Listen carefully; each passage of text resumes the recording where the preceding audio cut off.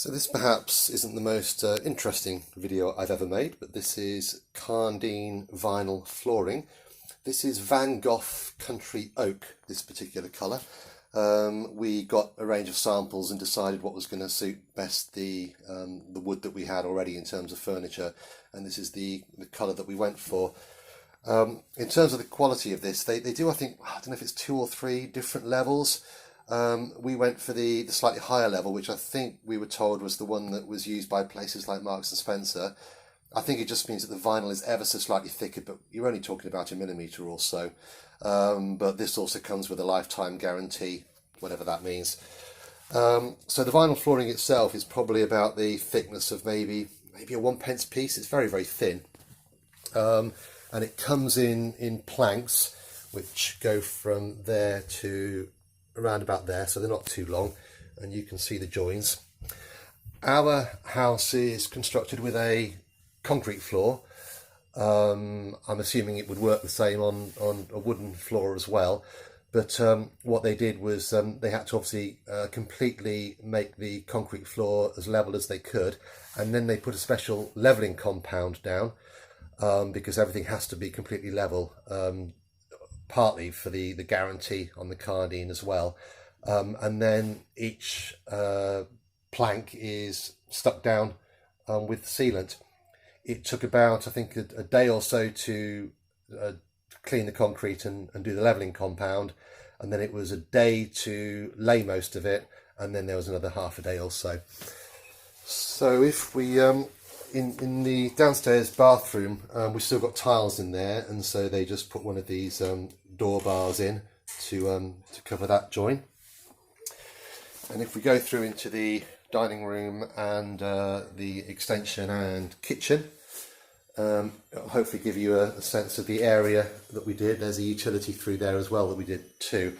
The whole cost of this was $3,700.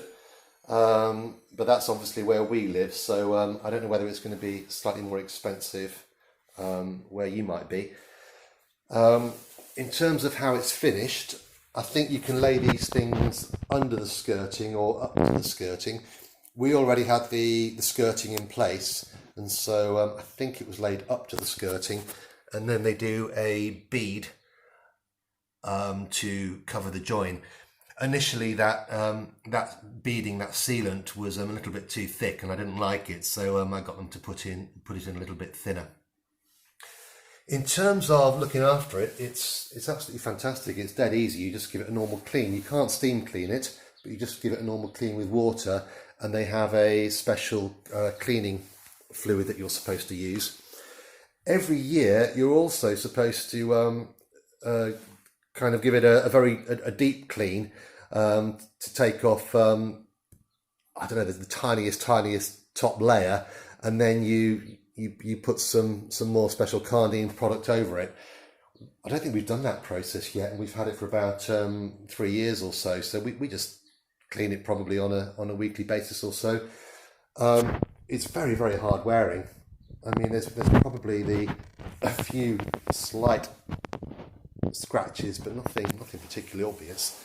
I mean, you might be able to see something there, but that's something that would probably just come out with a good polish, I'd have thought.